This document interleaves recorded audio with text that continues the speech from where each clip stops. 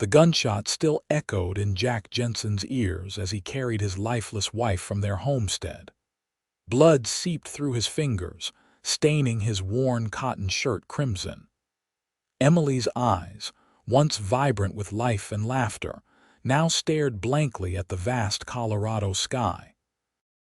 Bandits had come for their meager savings, $5 and a silver locket, and left with so much more.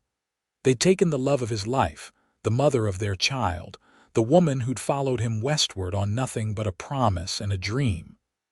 "Pa!" The small voice cut through his grief like a knife. 6-year-old Amelia stood in the doorway, her brown curls so like her mother's tangled around her tear-streaked face. "Is Ma?" Jack couldn't bring himself to answer, couldn't form the words that would shatter his daughter's world as completely as his own had been. Instead, he gently laid Emily on their bed and gathered Amelia in his arms, inhaling the scent of her hair as his shoulders shook with silent sobs. "The bad men hurt Ma real bad," he finally managed, his voice breaking. "She's gone to heaven, sweetheart." 3 days later, in the year 1877, Jack buried his wife on the hill behind their small ranch outside Silver Creek, Colorado. The entire town, all 87 souls, attended the service. Emily Jensen had been beloved by all, her kind heart and healing hands having touched nearly every family in the settlement during her short time there. Jack stood rigid beside the fresh mound of earth, his hat clutched in calloused hands, as Amelia clung to his leg. Reverend Simmons spoke of peace and God's plan, words that bounced off Jack's grief like rain on hard-packed dirt. He didn't want peace. He wanted vengeance. He wanted his wife back, but most of all, he wanted to know how in heaven's name he was going to raise a little girl on his own. "If you need anything, anything at all," Sheriff Mills said afterward, clapping a hand on Jack's shoulder. "The missus and I are just down the way." Jack nodded, unable to form words of gratitude when all he felt was hollowness. One by one, the townsfolk offered condolences, pressing casseroles and pies into his hands, food he couldn't imagine eating, kindness he couldn't fully appreciate through the fog of his grief. When they had all gone, Jack lifted Amelia into his arms and walked back to the house that no longer felt like home. "Can I sleep with you tonight, Pa?" Amelia whispered as darkness fell. "Course you can, darlin'." He tucked her into Emily's side of the bed, his throat tightening as her small body curled where her mother should be. Days turned into weeks. Jack worked the ranch mechanically, feeding the livestock, mending fences, tending crops, all while feeling like he was moving through molasses. He'd wake before dawn, make breakfast for Amelia, and stumble through the routines Emily had managed with such grace. One morning, as he attempted to brush Amelia's increasingly unruly hair, she cried out in pain. "Oh, Pa, you're pulling." "I'm sorry, sweetheart." He fumbled with the brush, hands more accustomed to breaking horses than detangling little girls' curls. "Just hold still a bit longer." "Ma never pulled," Amelia said, her lower lip trembling. "She braided it real pretty." Jack stared at the brush in his hand, then at the mess he'd made of her hair. "I don't know how to braid, Amelia. I'm sorry. But the other girls at school all have braids. Jenny Thompson laughed at me yesterday." Jack felt the familiar wave of inadequacy wash over him. "We'll figure something out," he promised, though he had no idea what that might be. They settled for a simple ponytail secured with one of Emily's ribbons. It wasn't pretty, but it was the best he could do. That evening, Jack sat on the porch, watching the sunset paint the mountains gold while Amelia played with her doll in the yard. The quiet beauty of it all only emphasized the emptiness inside him. Emily should be here, rocking beside him, commenting on the colors in the sky, her hand in his. "Mr. Jensen." A voice startled him from his thoughts. A woman stood at his gate, holding the reins of a dappled mare. Her auburn hair was pinned neatly beneath a practical hat, and her blue calico dress, though simple, was clean and well mended. She wasn't from Silver Creek, he would have remembered her face. "Yes, madam," he stood, suddenly aware of his rumpled appearance. "I'm Faith Nichols. I've taken the teaching position at the schoolhouse." Her voice was soft but clear, with a slight accent he couldn't place. "Sheriff Mills suggested I stop by. He mentioned you might have a room to let." Jack frowned. "A room?" "Yes. The school teacher's quarters won't be ready until next month, and the boarding house is full with railroad men." She smiled slightly. "The sheriff seemed to think you could use the extra income and perhaps—" She hesitated. "Some help around the house." Jack bristled. He didn't need charity or pity. "We're managing just fine, Miss Nichols." At that moment, Amelia ran up, her hair having escaped its ribbon entirely, wild and tangled around her face. "Pa, look, I found a butterfly." She skidded to a stop when she noticed the visitor. "Who are you?" "This is Miss Nichols, the new school teacher," Jack explained. Faith bent slightly, extending her hand to Amelia. "Hello there. And what's your name?" "Amelia Jensen. I'm 6 3/4. "That's a very fine age," Faith replied seriously. "I'll be teaching the younger children, so I imagine we'll be seeing quite a bit of each other." Amelia beamed, then frowned, touching her hair self-consciously. "Pa can't do hair like Ma could." Jack felt heat rise to his face. "Amelia, that's enough. It can be difficult to manage curly hair," Faith said smoothly, as if sensing his embarrassment. "My younger sister had the most beautiful curls, just like yours. Perhaps I could show your father a simple braid sometime." Amelia's eyes widened. "Would you?" "Please, Pa." Jack looked from his daughter's hopeful face to Faith's kind, patient expression. He realized suddenly how isolated they'd become in their grief, how much they both needed connection to the world beyond their loss. "About that room," he said finally. "It's small, but it's yours if you want it, Miss Nichols." Faith Nichols arrived with her belongings the following afternoon, 2 trunks and a crate of books. Jack helped her carry them to the small room off the kitchen that had once been Emily's sewing room. It felt strange having another woman in the house, but as Amelia chattered excitedly, showing Faith every corner of their home, he realized it was the first time since Emily's death that his daughter seemed truly animated. "Thank you for this," Faith said quietly as they stood in the doorway of her new quarters. "I promise I won't intrude on your privacy." "It's no trouble," Jack replied stiffly. "Dinner's at 6, nothing fancy."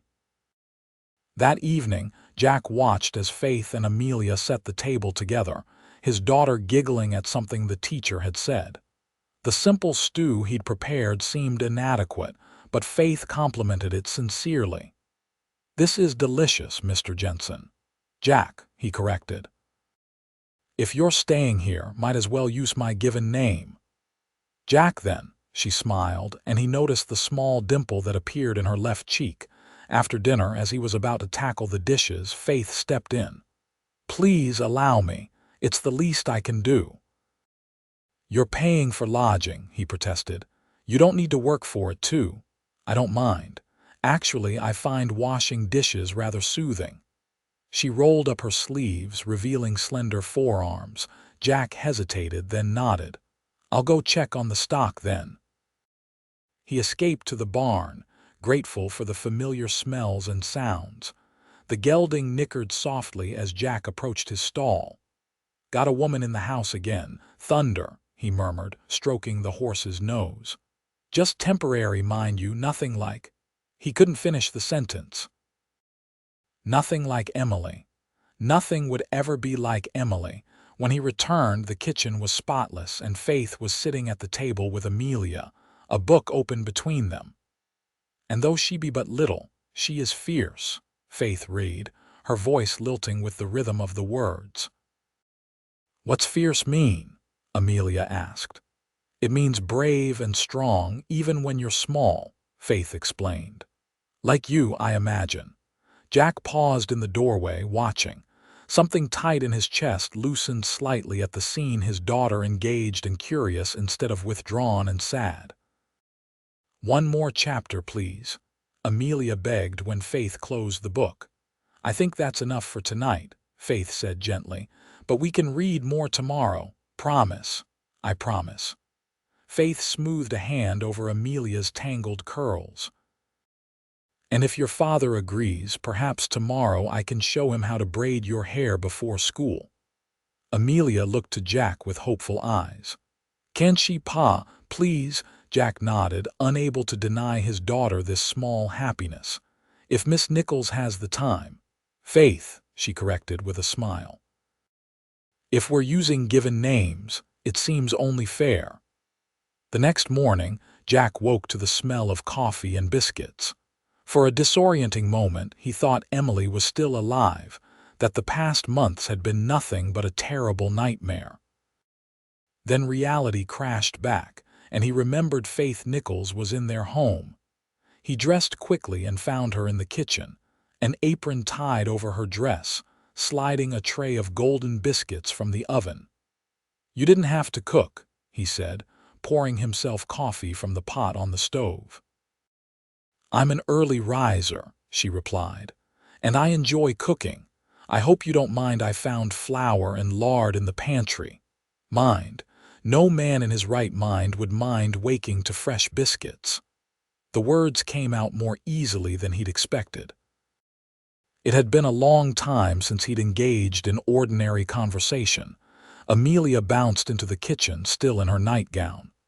Miss Faith, you made breakfast. I did. And after we eat, if your father has time, I'll show him how to braid your hair. Jack found himself seated behind Amelia at the kitchen table, Faith standing beside him. Her hands guided his through the motions of separating his daughter's curls into 3 sections. Over, under, over, Faith instructed. Gently now, don't pull. Jack's fingers felt clumsy and large, nothing like Faith's nimble ones that had demonstrated so effortlessly. But he persisted, determined to learn this simple skill that would mean so much to his daughter. When he finally tied off the end with a ribbon, the result was lumpy and uneven, but it was recognizably a braid. There, he said, feeling oddly accomplished. How's that? Amelia reached back to feel it. It's not like Ma's, she said honestly, but it's better than yesterday. Jack's face fell, but Faith quickly interjected. The first time I tried to braid my sister's hair, it was so crooked she looked like she'd been caught in a windstorm. Your father did wonderfully for his first attempt. Really? Amelia asked. Really, Faith confirmed. Now, we'd better hurry or we'll be late for school. As they prepared to leave, Jack caught Faith's arm. Thank you, he said quietly, for the lesson, and for... He gestured vaguely, unable to articulate all he was grateful for the normalcy she'd brought to their home, the smile she'd put on Amelia's face. Faith's eyes softened. You're welcome, Jack. Over the following weeks, Faith's presence became less intrusive and more essential. She taught Jack to make simple meals beyond stew and beans, showed him how to mend Amelia's clothes, and each morning patiently guided his fingers through the increasingly successful braiding of his daughter's hair. In return, Jack repaired a leaking window in her room, built her a small bookshelf, and spent evenings telling her about Silver Creek and its inhabitants while Amelia played or read before bed. He learned that Faith had come west from Boston after losing her parents to influenza, that she had trained as a teacher and worked in Cincinnati before answering the advertisement for Silver Creek School, that she loved poetry and could recite Wordsworth from memory, her voice taking on a dreamy quality as she spoke of daffodils dancing in the breeze. One Saturday, about a month after Faith's arrival, Jack was repairing fence on the far side of his property when he heard hoofbeats approaching. Looking up, He was surprised to see Faith riding toward him, her skirts arranged modestly as she sat side saddle on her mare. "Faith, is something wrong?" "Is Amelia? She's fine," Faith assured him, bringing her horse alongside his. "Mrs. Mills invited her to spend the day with her daughter. I thought perhaps you might appreciate some lunch." She held up a basket. Jack realized he was starving. He'd been working since dawn, determined to finish the fence before sundown. "That's mighty thoughtful of you." They settled in the shade of a cottonwood tree, and Faith spread out a checkered cloth, setting out bread, cheese, and apple slices. "This is a beautiful spot," Faith remarked, gazing across the valley to the mountains beyond. "You chose well when you settled here." "Emily chose it," Jack said, the words coming more easily than they once had. "Said she knew it was home the moment she saw those mountains against the sky." Faith was quiet for a moment. She must have been a remarkable woman. She was.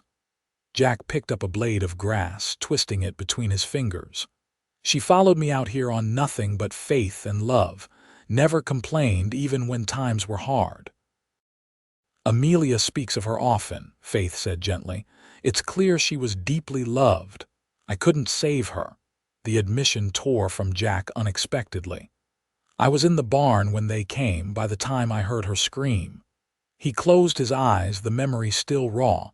2 minutes. That's all it took to lose everything that mattered. "Not everything," Faith said softly. "You still have Amelia, and she has you." Jack looked at her then, really looked at her, the kindness in her eyes, the slight furrow of concern between her brows, the strand of auburn hair that had escaped her pins to curl against her cheek.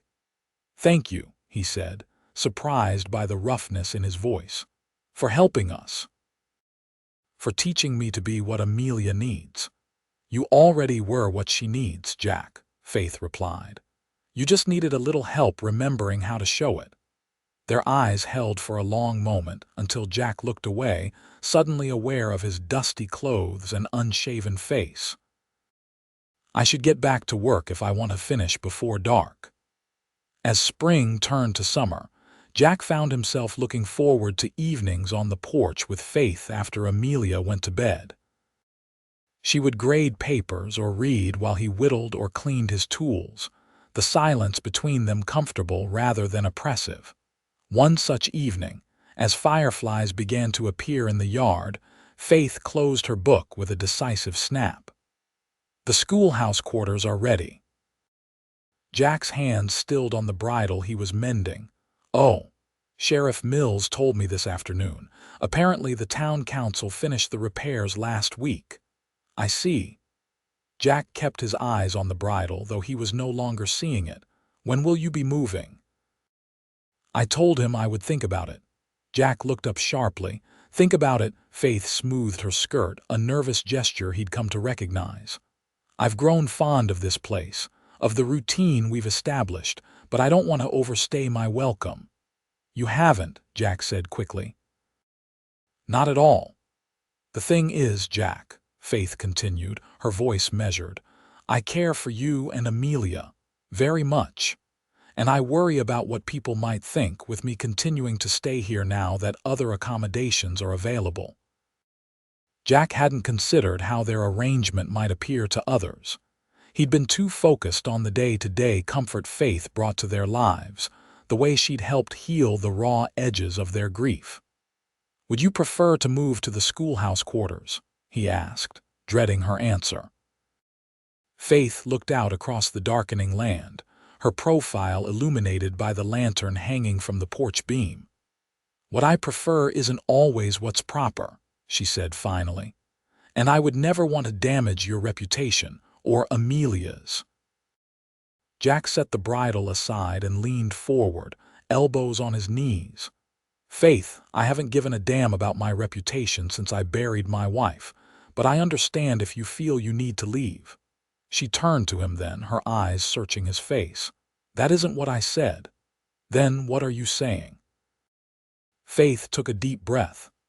I'm saying that there are only two proper situations for me to continue living here, as a paid housekeeper, which would change the nature of our friendship, or as your wife. Jack stared at her, his heart hammering against his ribs. My wife. It was presumptuous of me to mention it, Faith said quickly, her cheeks flushing. Please forget I said anything. No. Jack reached out and caught her hand before she could rise. Faith, wait. He struggled to find the right words to articulate the feelings that had been growing within him. I never expected to feel anything again after Emily died. It was like part of me was buried with her. Faith's hand trembled in his. I would never try to replace her. I know that, he assured her. And you haven't, but you've helped me remember that I'm still alive. That Amelia and I both deserve happiness. Are you saying? I'm saying I care for you, Faith, deeply. And if you're asking if I would consider marriage, the answer is yes, but not out of convenience or propriety. He squeezed her hand gently. Only if it's what you truly want. Faith's eyes glistened in the lamplight. It is, she whispered. More than I dared hope for. Jack lifted her hand to his lips, pressing a kiss to her knuckles. It wasn't a proposal, not yet, but it was a promise, a beginning. The following Sunday, Jack and Faith took Amelia for a picnic by the stream that ran through the eastern edge of his property. The day was warm but not oppressive, wildflowers dotting the grassy banks with splashes of color. As Amelia waded in the shallow water, searching for pretty stones, Jack turned to Faith. I spoke with Reverend Simmons yesterday, he said quietly. Faith looked up from the daisy chain she was making. Oh, asked him about publishing bans. Her fingers stilled. Jack. I know it's soon, he said, watching Amelia splash happily in the stream. And if you need more time, I understand. But I've been thinking about what you said about propriety and reputation. And I don't want you to have to move to the schoolhouse quarters. I don't want to wonder if people are gossiping about our arrangement. He turned to face her fully. But most of all, I don't want to waste any more time pretending I haven't fallen in love with you. Faith's breath caught audibly. You love me. I do, Jack said, the admission both frightening and freeing. I didn't think it was possible to love again after Emily, but you showed me otherwise. Jack, Faith said, her voice thick with emotion. I love you too, so much it frightens me sometimes. He reached for her hand, entwining their fingers. Then marry me. Not next month or next season, soon. What about Amelia? Faith asked, glancing toward the stream. How will she feel? As if summoned by her name, Amelia came running toward them, her dress hem wet, clutching something in her small fist. Look what I found, she exclaimed, opening her hand to reveal a smooth, heart-shaped stone, pale pink against her palm. That's a treasure indeed, Faith said, smiling. It's for you, Amelia declared, pressing it into Faith's hand. Because Pa says you make us happy.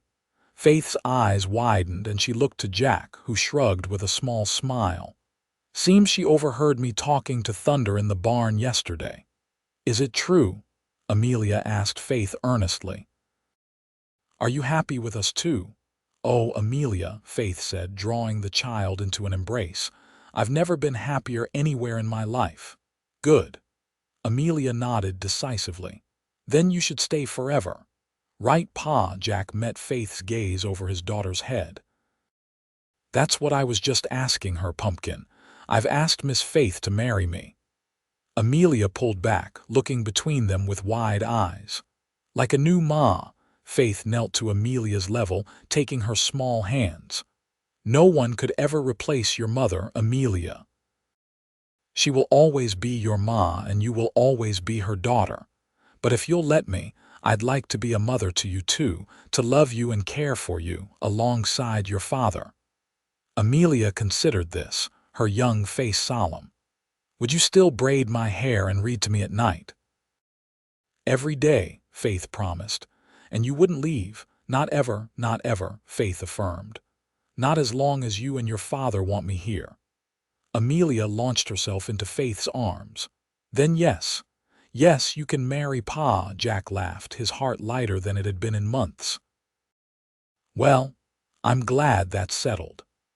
They were married 2 weeks later in the small white church in Silver Creek.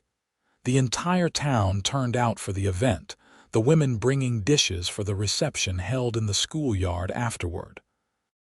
Faith wore a simple ivory dress with lace at the collar and cuffs, a wreath of wildflowers crowning her auburn hair, which she wore loose around her shoulders at Jack's request. Amelia preceded her down the aisle, scattering rose petals from Mrs. Mill's garden, her hair braided elaborately in a style Faith had spent an hour teaching Jack that morning. "You look beautiful," Jack whispered when Faith reached him at the altar.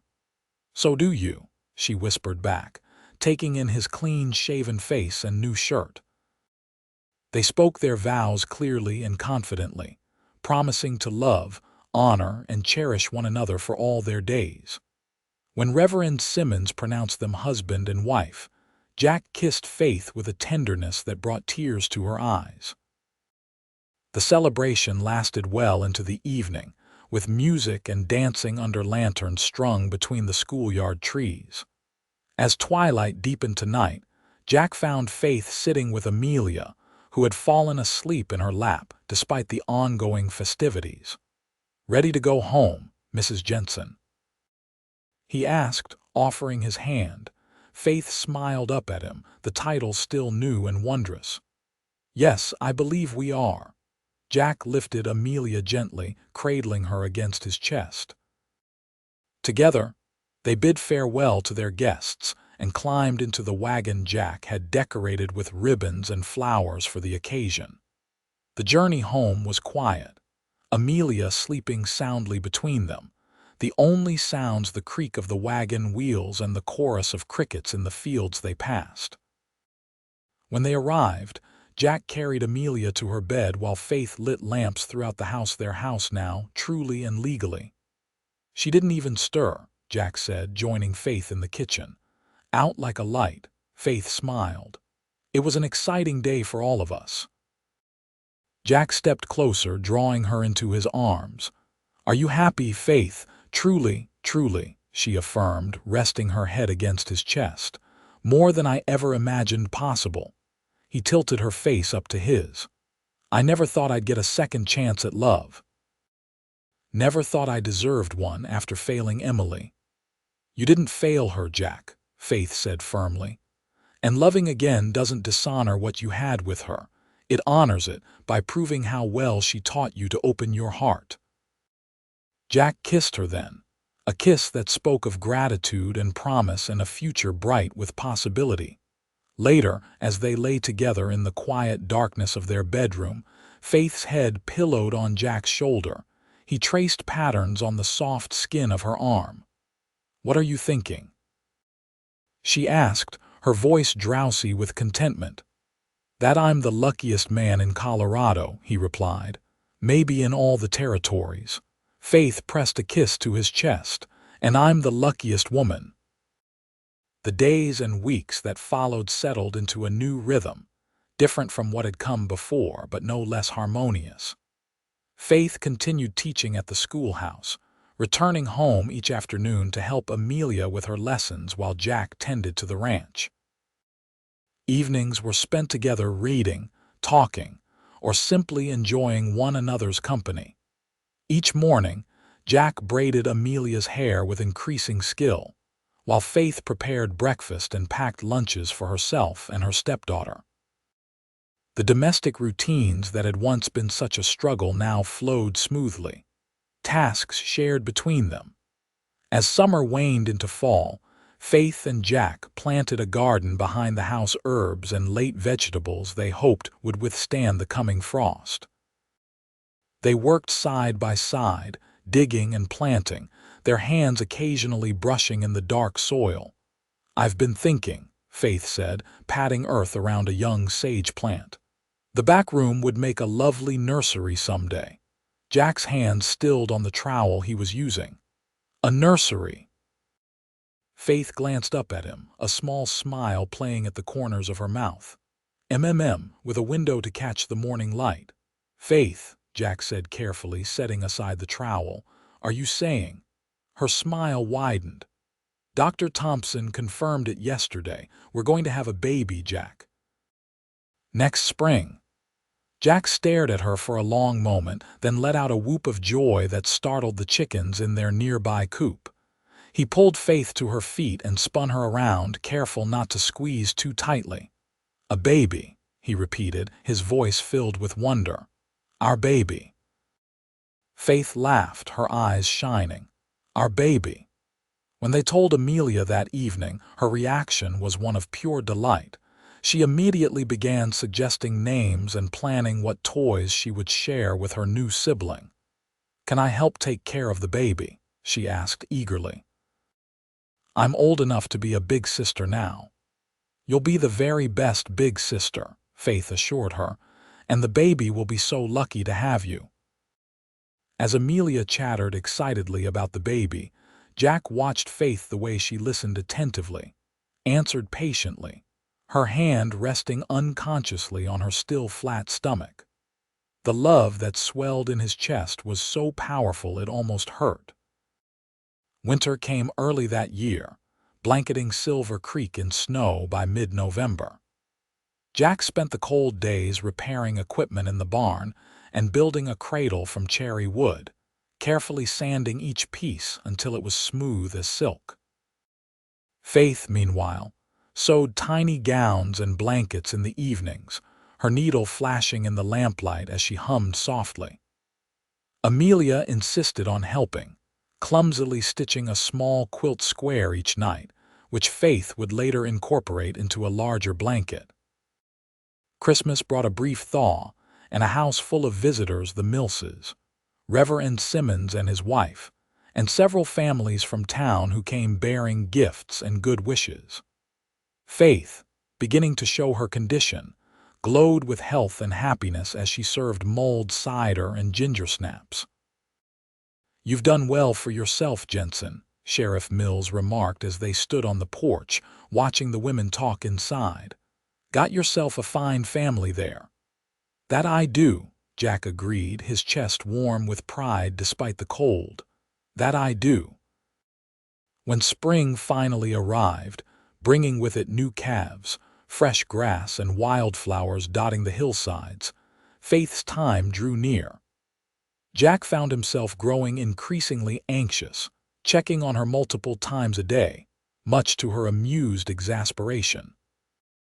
Jack, I promise I won't deliver this baby without you knowing about it, she assured him one afternoon as he rushed home from the fields to find her simply hanging laundry on the line. I just want to make sure you're not overdoing it, he said, taking the heavy basket from her hands. You should be resting. I'm pregnant, not ill, Faith reminded him, though she allowed him to guide her to a chair on the porch. Women have been having babies since the beginning of time. But Jack couldn't shake his fear. Emily had died so suddenly, so violently. What if he lost Faith too? What if he was destined to lose everyone he loved? Faith seemed to read his thoughts. Jack, she said gently, taking his hand, I'm not going anywhere. This baby and I are going to be just fine. He wanted to believe her, desperately needed to believe her. But the fear lingered, a shadow at the edges of his happiness. 2 weeks later, on a warm May morning, Faith's labor began. Jack sent Amelia to stay with the Millses and rode breakneck into town to fetch Dr. Thompson, returning to find Faith pacing the bedroom, her face tense with pain but determined. The doctor's coming, Jack said, taking her arm to support her. What can I do? What do you need? Just stay with me, Faith said between breaths. Talk to me. Remind me why we're doing this. For the next 14 hours, Jack didn't leave her side. He wiped her brow, held her hands, and murmured encouragement as Dr. Thompson directed her through the increasingly difficult labor. You're the strongest woman I know, Jack told her as another contraction gripped her. Stronger than anyone I've ever met. You can do this, Faith. When their son finally arrived, squalling indignantly at his entry into the world, Jack felt tears stream unchecked down his face. Doctor Thompson placed the red, wrinkled infant on Faith's chest, and Jack watched in awe as his wife's exhausted face transformed with joy. "Hello, little one," Faith whispered, stroking the baby's damp head. "We've been waiting for you." Jack reached out a trembling finger to touch his son's tiny hand, marveling when the small fingers curled instinctively around his. "He's perfect," he breathed. "You're perfect." They named him William after Faith's father. Amelia was enchanted with her baby brother, spending hours watching him sleep, singing stories to him, and helping Faith change and bathe him. The first weeks were a blur of feeding, changing, and precious little sleep. But Jack had never been happier. The sight of Faith nursing their son in the rocking chair by the window, her face soft in the lamplight, filled him with a peace he'd never thought to know again. One morning, about a month after William's birth, Jack came in from his chores to find Faith braiding Amelia's hair in the kitchen, the baby sleeping soundly in a basket nearby. "Pa, look," Amelia exclaimed. "Faith did my hair special today because it's picture day at school." Jack admired the intricate crown braid Faith had woven, so different from the simple plaits he managed on school mornings. "That's mighty pretty," he said. "I wish I could make your hair look so nice." "You do just fine," Faith assured him, tying off the end with a ribbon. "Better than most fathers, I'd wager."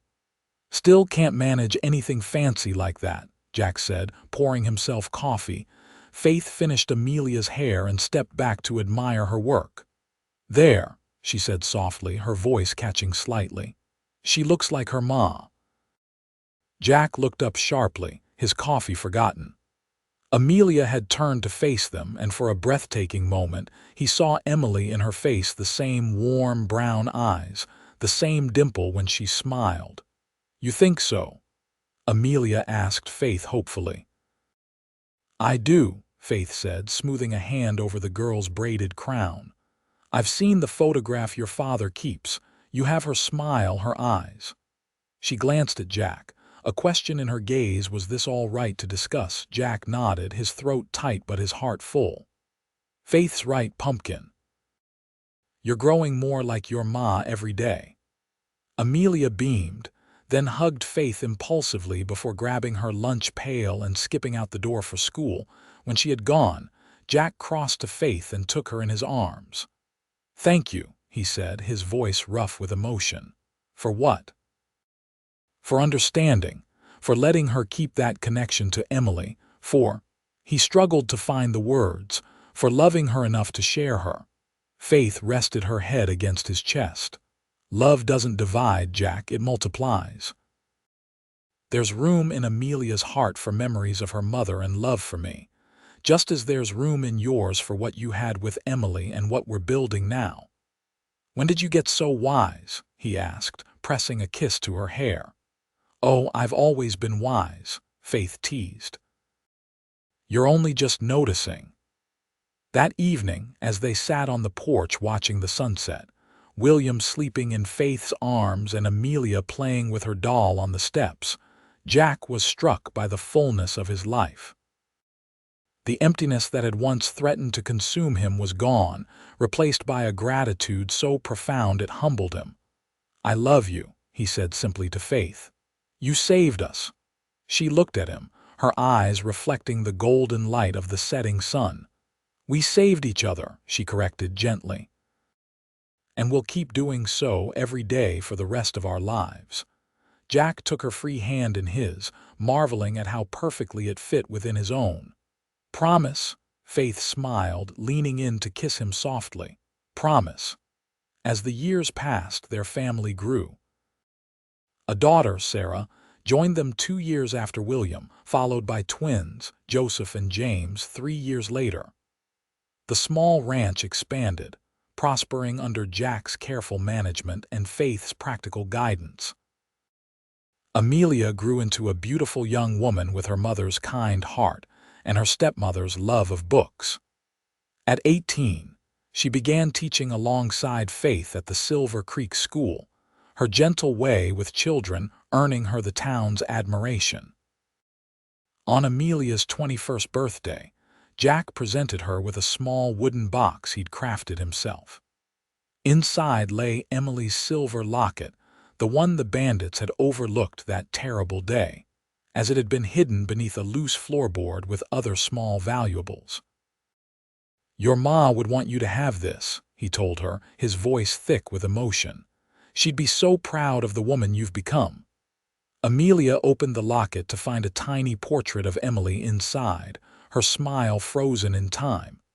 "Thank you, Pa," she whispered, tears filling her eyes. That night, after the birthday celebration had ended and the younger children were asleep, Jack found Faith in their bedroom, brushing out her hair before the mirror. "That was a beautiful gift you gave Amelia," she said, meeting his eyes in the reflection. Jack came up behind her, placing his hands on her shoulders. "I couldn't have done any of this without you," he said, bending to press a kiss to the top of her head. "Raised Amelia, built this family, found happiness again." Faith set down her brush and turned to face him. "Jack Jensen, after all these years, you still don't see what I've known since the beginning." "What's that?" "That you had everything you needed already inside you." She reached up to cup his face in her hands. "The strength, the capacity for love, the resilience. I just helped you remember it was there." Jack pulled her into his arms, marveling that, after 15 years of marriage, his heart still quickened at her touch. "Either way, I'm the luckiest man alive to have found you." "And I'm the luckiest woman," Faith replied, echoing words spoken on their wedding night so long ago. "To have found my home in you." Outside their window, the Colorado sky stretched vast and star-filled above the land they'd tended together, the home they'd built, the family they'd created from loss and love and second chances. And in the quiet of their bedroom, Jack and Faith held each other close, grateful for every moment, every memory, every promise kept and renewed in the beating of their hearts.